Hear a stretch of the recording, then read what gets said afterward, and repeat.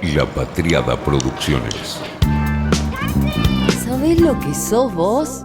Una anaconda con memoria sos.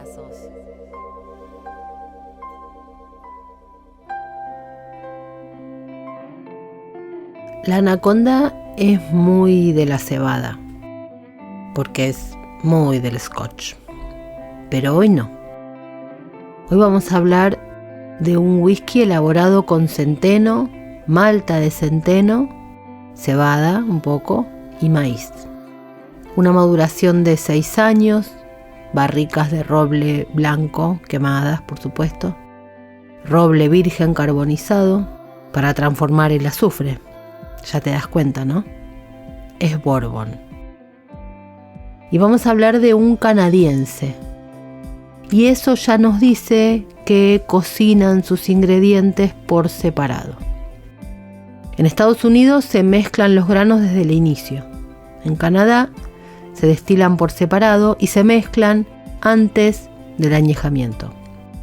Se mezclan diferentes cebadas y maltas en el barril antes del envejecimiento, lo que le aporta un cuerpo más suave y más ligero.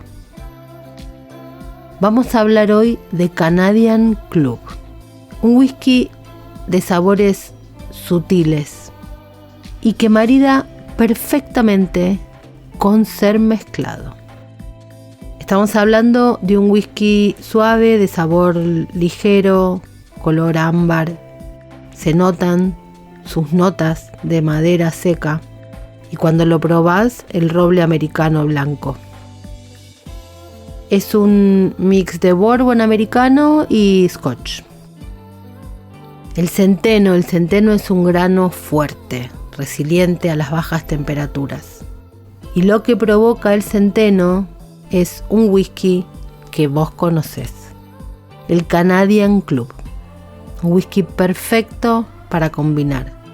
Y vos lo conocés, porque lo viste.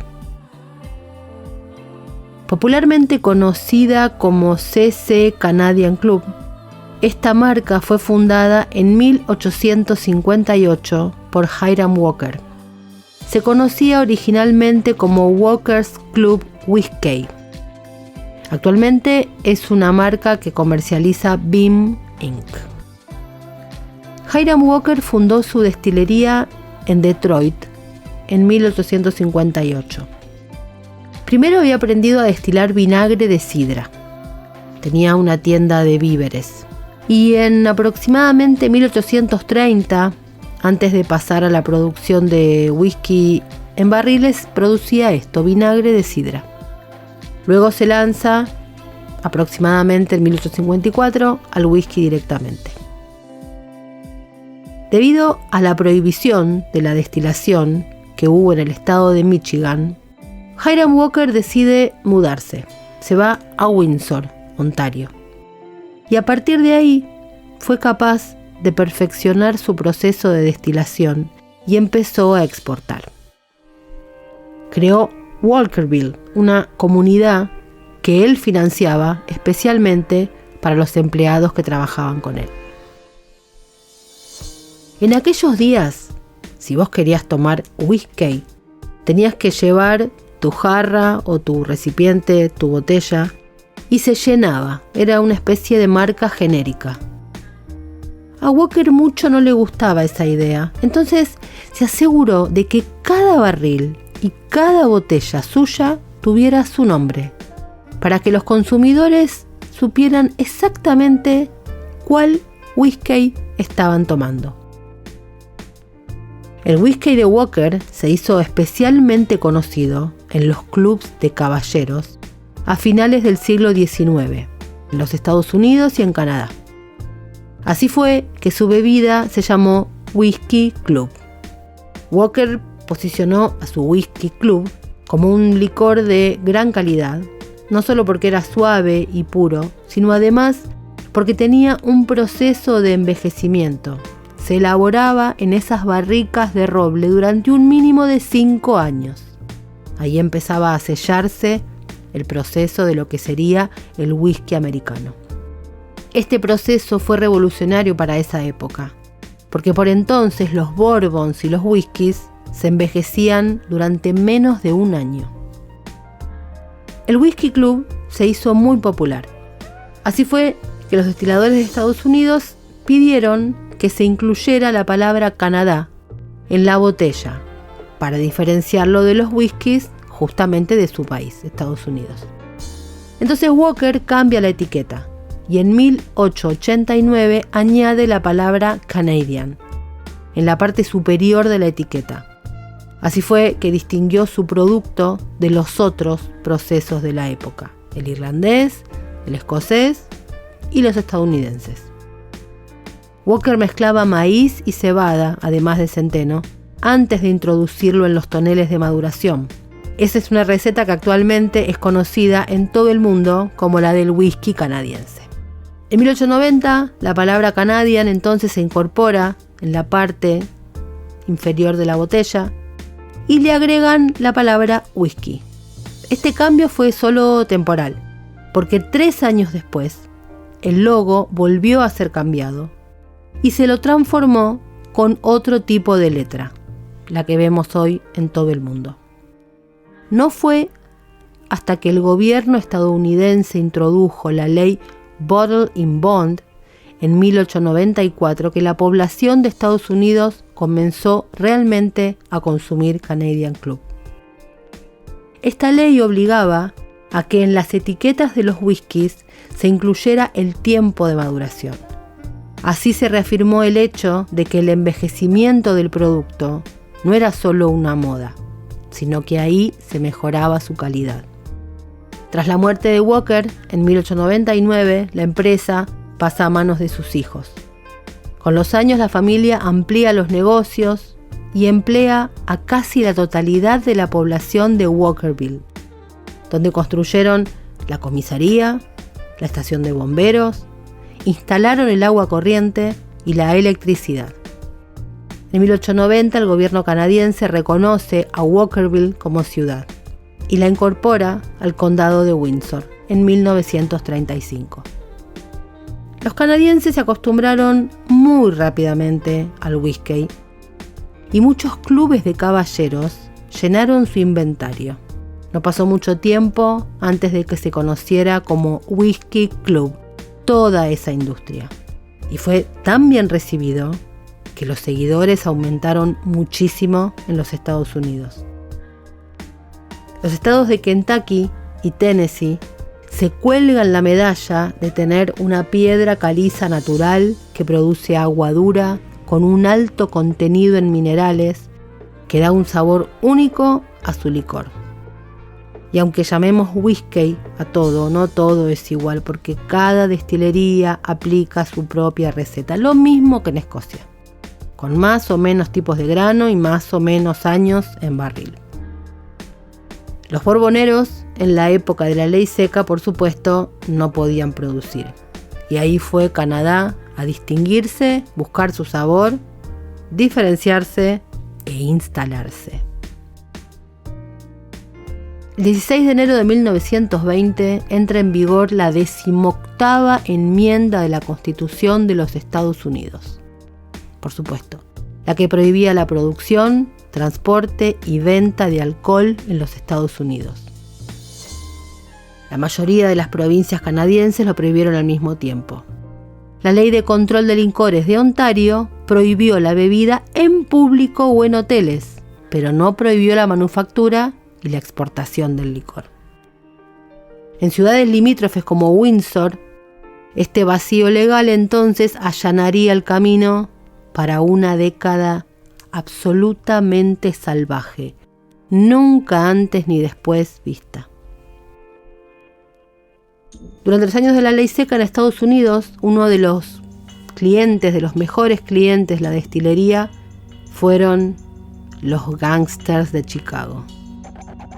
Se exportaron ilegalmente miles de botellas de Canadian Club a través de la ruta clandestina entre Windsor y Detroit. Esta prohibición llevó a lo más alto a Al Capone y a los Peaky Blinders. La historia de la isla Miquelon. Pero no voy a spoilear nada de la última temporada. Ya habrá un capítulo especial de Picky Whisky. Pero si ya la viste, acordate, la isla de Miquelon y los tratos que ya anuncian en la temporada anterior. Cuando estaba pasando esto, las vías navegables entre Estados Unidos y Canadá se convirtieron en el paraíso de los contrabandistas y transportaban un 75% del licor que se suministraba a los Estados Unidos durante esta prohibición. Poco tiempo después, Canadian Club se convierte en el whisky más contrabandeado de los Estados Unidos. Dicen que la imitación es la mayor forma de halago y durante la prohibición los destiladores fraudulentos usaban nombres similares al Canadian Club, con alcoholes de muchísima menor calidad. Así fue que los distribuidores de Canadian Club, tratando de proteger su marca, instaron a los clientes a solicitar Canadian Club por su nombre en cualquiera de los bares que pidieran, para garantizar que obtuvieran el producto real. Canadian Club ha mantenido su receta y el mismo proceso durante más de 150 años. El mosto de Canadian Club incluye centeno, malta de centeno, malta de cebada y maíz, como en sus inicios. Después se mezclan los destilados antes de que el Master Blender cree la mezcla acorde a la receta original. Este proceso de mezcla previo al ingreso al barril permite que el sabor se funda mucho mejor en el proceso de añejamiento. Canadian Club recibió la autorización real de los reyes británicos, Victoria de Inglaterra, Eduardo VII, Jorge V e Isabel II. Hiram Walker e Hijos fue el único destilador norteamericano que recibió una autorización real. La destilería aún está en Windsor y produce Wiser's Whiskey, Polar Ice Vodka, Lamb's Rum, Malibu Rum. Canadian Club sigue todavía incluso en esa destilería, bajo contrato con Pernod Ricard, los monstruos franceses. En 1967, Hiram Walker lanza una campaña de publicidad que se titulaba Ocultar una botella. Allí diversos consumidores tenían que buscar una botella de Canadian Club que había sido escondida previamente en lugares exóticos. El monte Kilimanjaro, el Santo Ángel, el monte Santa Elena, los Alpes suizos. La botella del monte Kilimanjaro no fue descubierta sino hasta 1970 por un periodista holandés que pasó exactamente sobre ella. La campaña Ocultar una botella terminó oficialmente en el 71 y empezó de nuevo en el 75, pero ocultando la botella en lugares de más fácil acceso, como el Valle de la Muerte o en la parte superior de un rascacielos de Nueva York. Esta segunda campaña terminó en el 81 y fueron escondidas 22 botellas, de las cuales 16 fueron encontradas. Tiene muchos productos: Canadian Club 6 años, Canadian Club Premium, Canadian Club Reserva, Canadian Club Classic, Canadian Club 100 Proof, Canadian Club Sherry Cask, Canadian Club Dry.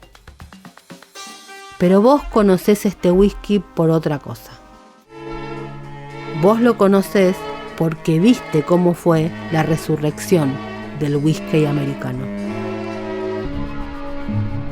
La moda que hizo reaparecer en los cócteles y en las cartas de los mejores bares del mundo, y vos lo viste crecer. Viste la receta: un terrón de azúcar pulverizado en 2 cucharadas de agua, un dedo de whisky, un toque de angostura, un poquito de piel de limón y un cubito de hielo. Vos viste el Old Fashioned, el cóctel de whisky probablemente más famoso del mundo. Y lo viste porque conoces a Don Draper. Creada por Matthew Weiner y ambientada en los años 60, la serie Mad Men que se emitió entre 2007 y 2015 y que ganó todos los premios, tiene una bebida que es su ícono, el Old Fashion. Esta serie de la agencia de publicidad en Nueva York, de la avenida Madison, cuando se podía ser machista, fumar, emborracharse en el despacho, todo estaba permitido. Ahí estaba Draper con su Old Fashion y sirviéndose whisky permanentemente. ¿Qué whisky? Canadian Club. Muchos mixólogos, los grandes especialistas en el arte de preparar cócteles, coinciden en otorgarle a la serie el estallido de este boom del consumo de whisky. El resultado fue una infinidad abrumadora de variedades para todos los gustos. Cada uno, de todas maneras, prepara su Old Fashion como más le gusta, así como lo prepara la destilería llamada James E. Pepper. De entrada, el nombre quizá no te suene, pero justamente a este coronel y virtuoso del whisky se atribuye la receta original del Old Fashion. Cuenta la leyenda que Pepper ideó con un barman de su club social de Pendennis Club en Louisville la bebida y la llevó al fastuoso Waldorf Astoria en Nueva York. Ahí se extendió por todo el mundo. Las galerías de esta destilería lucen ahora con mucho orgullo la receta sacada del manual del buen camarero del famoso hotel. Pero si la destilería Pepper ha llegado a nuestros días es casi de milagro, porque es una de las marcas más longevas de los Estados Unidos. La familia Pepper entró en el sector del whisky en 1780, en plena guerra de la independencia norteamericana. El negocio pasó de generación en generación hasta llegar al coronel James, que lo popularizó hasta su muerte, después de un desafortunado resbalón en las heladas aceras de New York. A pesar de abrir una nueva fábrica en Lexington, la ley seca los hizo terminar. La prohibición finalmente hizo que la destilería quedara abandonada. Tuvieron que pasar 50 años para que un empresario, Amir Peay, rescatara no solo la marca, sino también la forma de hacer whisky. Todo el proceso se hace en la fábrica y sin nada automático, como antes. Incluso la etiqueta es una réplica de la que popularizó el coronel Pepper. Y ahí también se destaca, como en el caso de Canadian Club, el whisky de centeno, con el que se hace el Old Fashion. Según el historiador David Wondrich, el Old Fashion primigenio se refiere a un modo de preparar los cócteles que a finales del siglo XIX había quedado anticuado. Mezclar un destilado, agua, azúcar y un amargo como la angostura. En esa época había despegado la imaginación de los bartenders y se habían utilizado cada vez más ingredientes sofisticados, vermut y otro tipo de licores. Aquel Old Fashion de finales del siglo XIX se hacía sobre todo con whisky de centeno, brandy, Genever holandesa y ginebra Old Tom, aunque pronto el bourbon se convertiría en su base más habitual. De todas maneras, el Old Fashion hoy sigue siendo básicamente con centeno.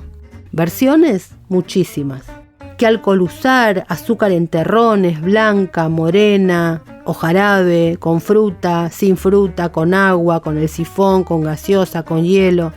Se discute todo el tiempo cuál es la mejor versión. Pero la que usamos, la que queremos, es la de Don Draper, porque es la más pop.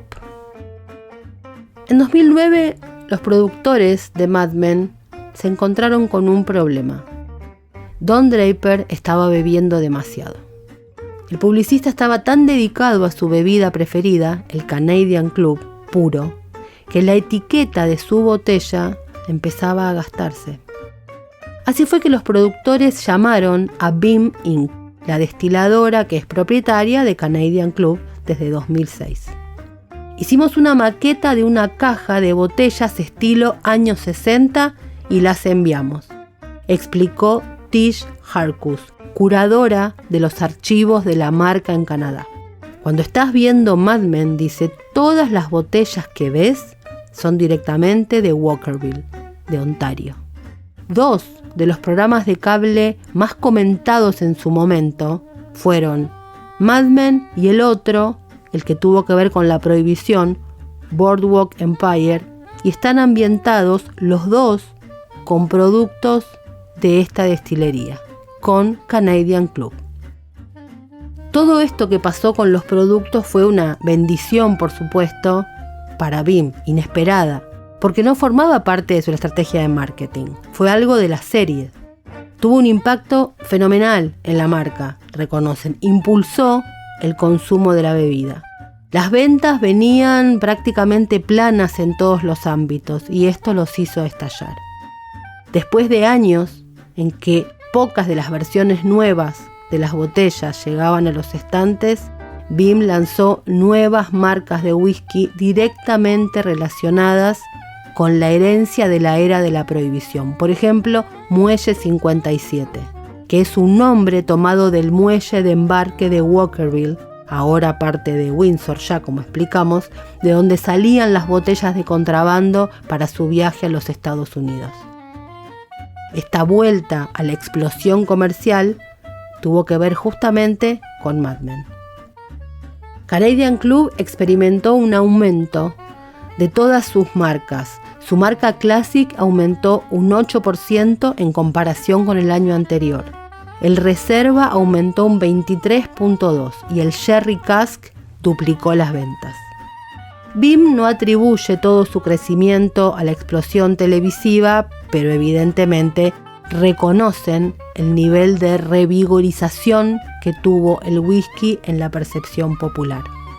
La gente volvió a hablar del whisky y además empezó a ser consumido por jóvenes y por mujeres, como por ejemplo la marca de maquillaje Estée Lauder o la colección de ropa Banana Republic también tuvieron ese empujón por la serie.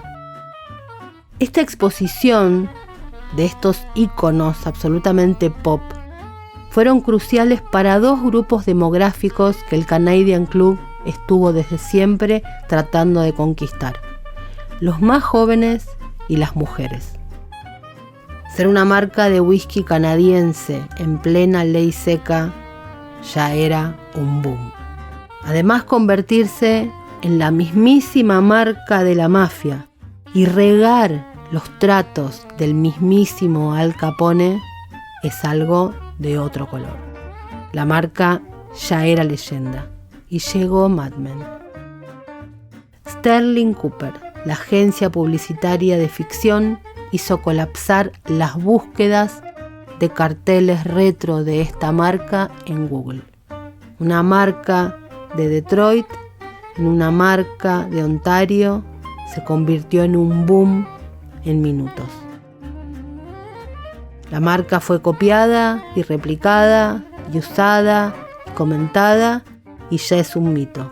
Es un emblema de la historia, es un premium, es leyenda y además es un whisky absolutamente pop.